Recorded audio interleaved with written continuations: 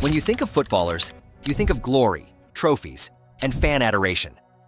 But what if I told you that behind the fame, some of the biggest stars have been involved in shocking crimes? From disturbing convictions to the horrifying act of murder. Today, I'll show you the darkest chapters of football history. These are the worst crimes of footballers that left the world stunned. Okay, let's start with Mason Greenwood. This young lad was seen as a future superstar for Manchester United, hailed as the next big thing.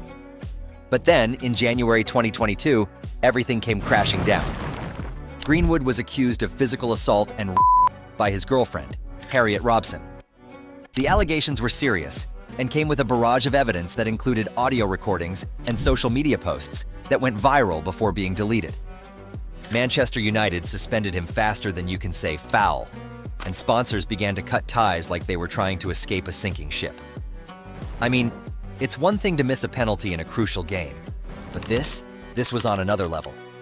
The police arrested Greenwood, but he was released on bail while the investigation continued. In February 2023, the Crown Prosecution Service announced that they were dropping all charges against him due to the withdrawal of key witnesses and new material that came to light. It was like getting a second chance after being sent off for a bad tackle.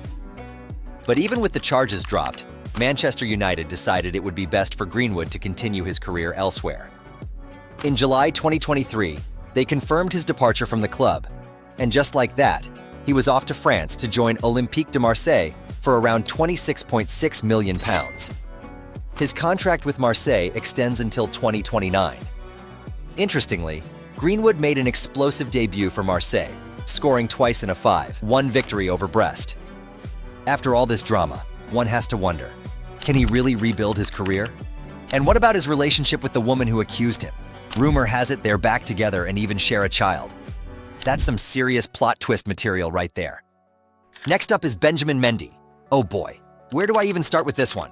This guy was once the Premier League's most expensive defender, signed by Manchester City for a whopping £52 million from Monaco in 2017.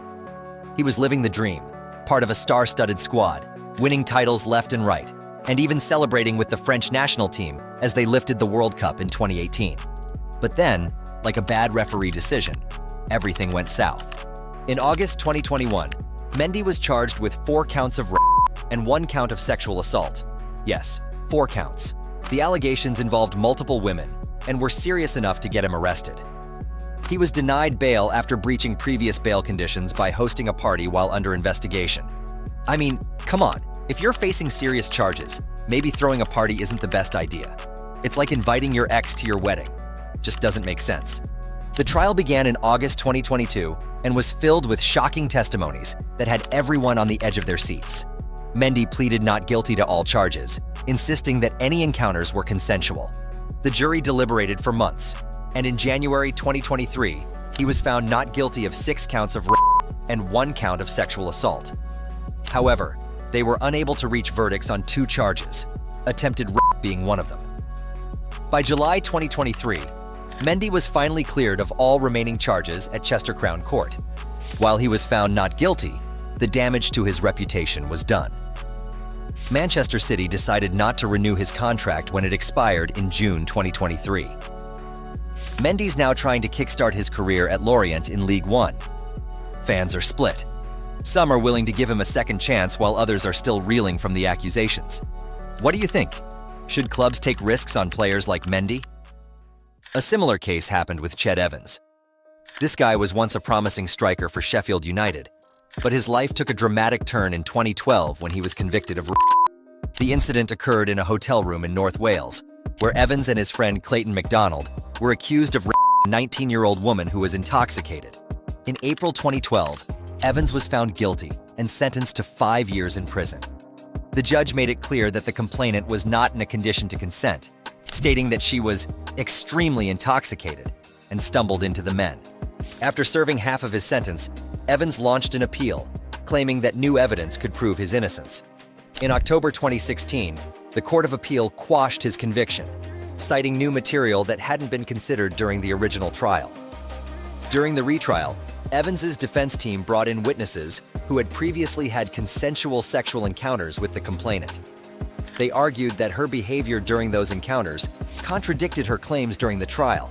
Now you'd think that after being acquitted, Evans would be welcomed back into football with open arms, right? Wrong! He faced massive backlash from fans and clubs alike. His return to professional football was met with protests and outrage. Some clubs even refused to sign him due to public pressure. Eventually, Evans signed with Chesterfield and later played for Fleetwood Town and Preston North End. His return to football remained controversial, with ongoing protests from various groups. Moving on to Adam Johnson, a name that sends shivers down many spines in the football world.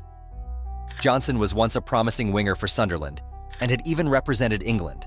But in March 2016, everything changed when he was convicted of engaging in sexual activity with a 15-year-old girl. Let that sink in for a moment. 15 years old. Johnson was sentenced to 6 years in prison for his actions, which led to immediate repercussions. Sunderland sacked him, and Adidas stripped him of his sponsorship deal quicker than he could lace up his boots.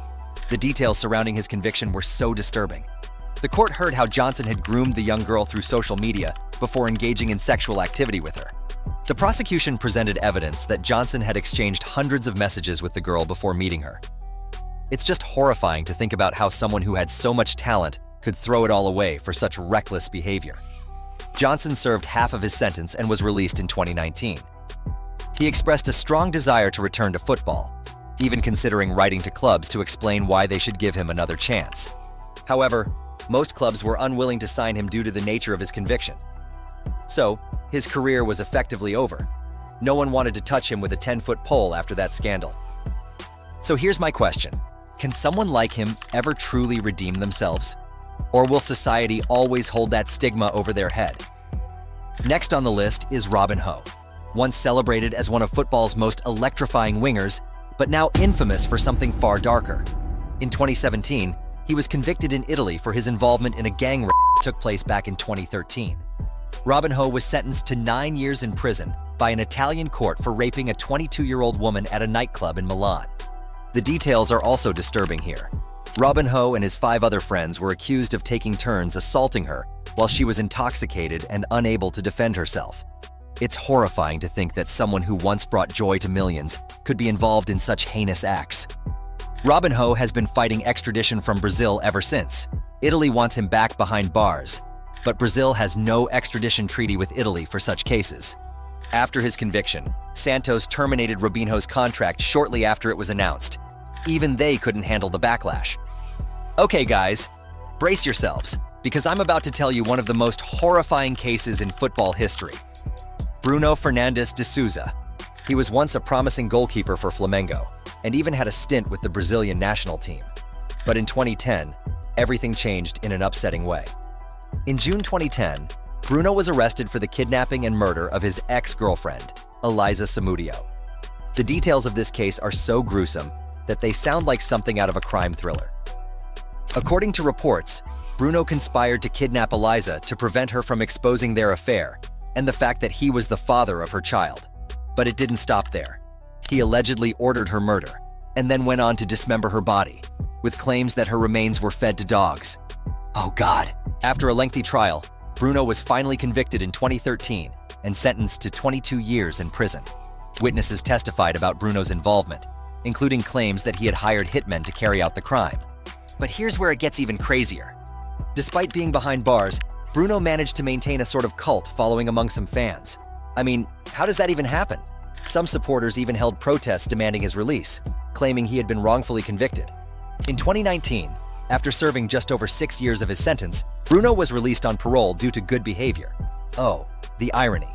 Right after his release, Bruno signed contracts with several clubs, but of course, faced backlash from sponsors and fans alike. His signings often led to protests against clubs willing to associate with him due to his past.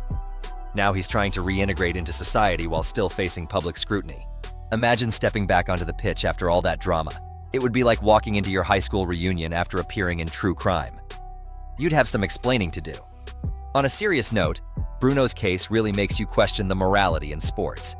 Can someone with a past that dark ever truly return to football?